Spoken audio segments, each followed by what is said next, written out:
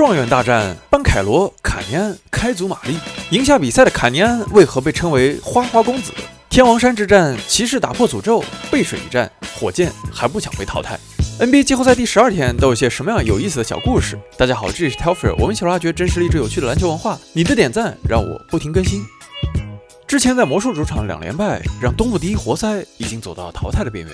今天的季后赛第6场，坐镇主场的活塞主将2021年 NBA 状元凯德·坎尼安不能有失，而魔术的主将2022年 NBA 状元保罗·班凯罗也想尽快结束这轮系列赛。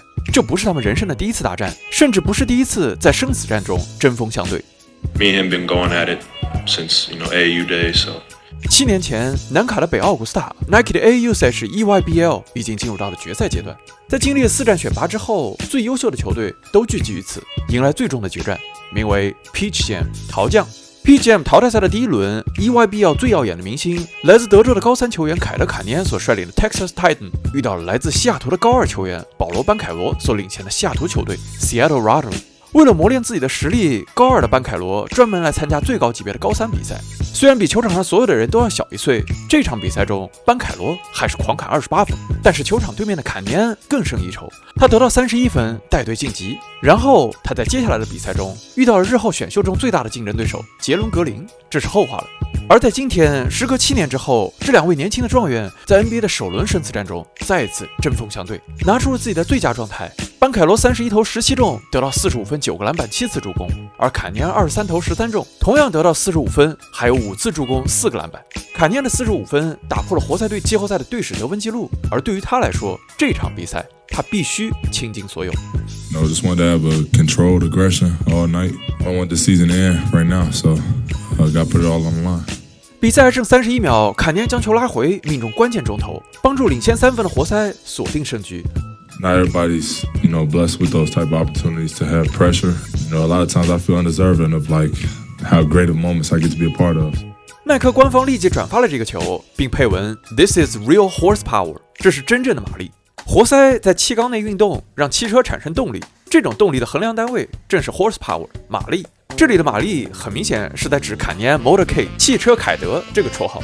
Motorcade 的本意是车队，但是在坎尼安2021年被位于 Motor City 汽车城底特律选中之后，他就获得了 Motorcade 汽车 K 这样一个绰号。而活塞队在上世纪90年代也曾长期使用码头作为队标，象征着马力。虽然后来回归了篮球的图案，但是大码头的形象与复古球衣还是留在了很多球迷的心中。在这一张坎尼安的 Downtown 球星卡上，我们就能同时看到汽车与马的元素。而与此同时，活塞的兄弟球队 NFL 球队底特律雄狮与亚马逊的 NBA on Prime 几乎同时发出了这样一个词 Smooth Operator， 这是坎尼安的另一个绰号。 Smooth 的意思是流畅丝滑，而 Operator 是操作的人，所以 Smooth Operator 的原意就是操作顺畅的人。但是在1984年英国歌手 Sade 的经典歌曲 Smooth Operator 中， Smooth Operator 被形容成一个风流倜傥、魅力四射却又冷酷无情的花花公子。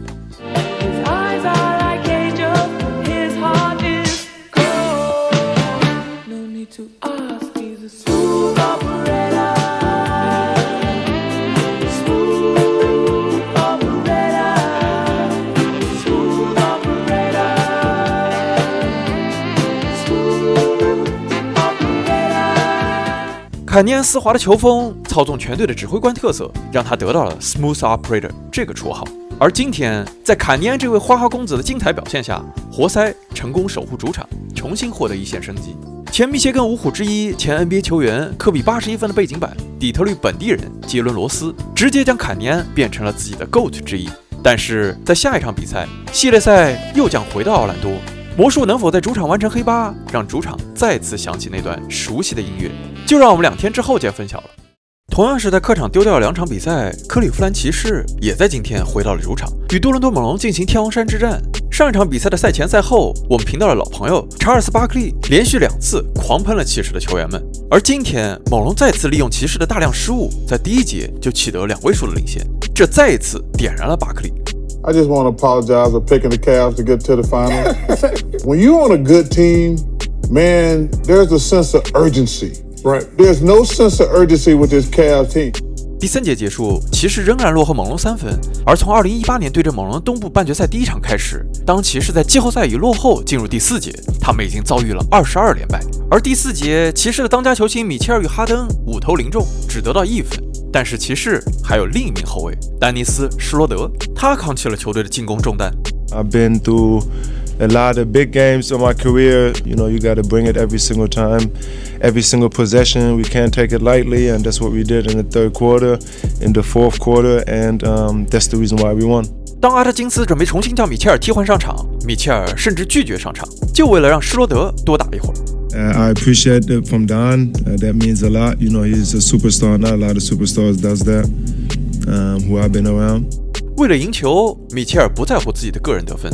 I could score 0, and if we win the game, we win the game, we advance. Excuse my language, I don't give a damn. Like, as long as we're winning games, who cares? 最终，施罗德第4节单节8投5中，得到11分，帮助骑士赢下比赛。系列赛进行到白热化，比赛也充满了冲突。第3节，巴恩斯与哈登发生了冲突，而第4节，RJ 巴雷特又与哈登发生了冲突，他也就此与哈登决裂。I take everything as disrespect. Don't walk over to our bench and pick the ball up. James Harden is a guy that I have tremendous respect for, but who cares right now? 但是参加第17次季后赛的哈登早已对他习以为常。Nothing. It's no text. I mean, this is the playoffs. It's a pivotal game 5. We know how important that is, and. 在本场比赛之后，猛龙已经遭遇了季后赛在克利夫兰的10连败。如果他们想赢下系列赛，他们还要在第7场回到这里，但前提是他们能首先赢下2天之后的第6场。在今天的比赛中，此前一直没有找到状态的英格拉姆只打了11分钟就受伤离场。其实他的脚后跟伤势从3月底就一直困扰着他，但是猛龙的领袖斯科蒂·巴恩斯仍然非常需要英格拉姆。Obviously, we need him out there on the floor. Like I said, the way they guard him, his shot-making ability when he's out there on the floor, he makes big plays for us on the defensive end as well. 首3-1赛点回到主场的湖人，期待在主场终结系列赛。从2008年以来，勒布朗·詹姆斯的球队每一次在拿到赛点时回到主场，都能在主场终结对手，毫无例外。今天的比赛，火箭这边凯文·杜兰特仍然无法回归球场，而湖人却抢先一步，迎来了奥斯汀·里弗斯的复出。为了复出，他做了大量的努力。It's been a grind.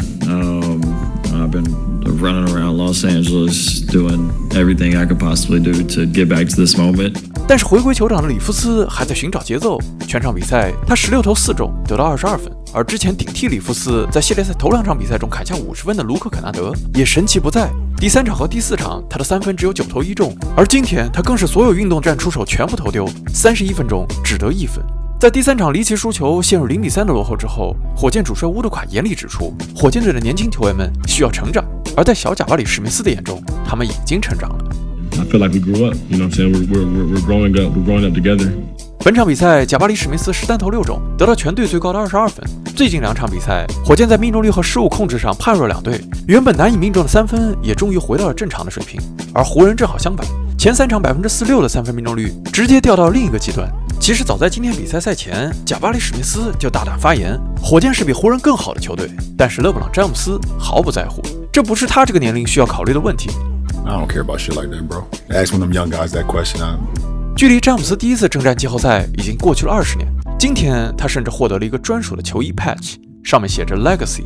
但是也在今天，18年以来，詹姆斯的球队第一次没能在手握赛点的情况下主场终结对手。在将火箭称为季后赛最蠢的球队之后，今天帕金斯又将湖人称为第2愚蠢的球队。骂完这头骂那头，帕金斯永远立于不败之地。They are the dumbest team in the playoffs. The Lakers are the second most dumbest team in the league. 在洛杉矶赢下了今天的背水之战之后，火箭还想回到洛杉矶，回到这里进行抢七之战。We're gonna protect home and come back here for Game 7. 之后的季后赛还会发生什么？还会有什么样更有意思的小故事？就让我们拭目以待。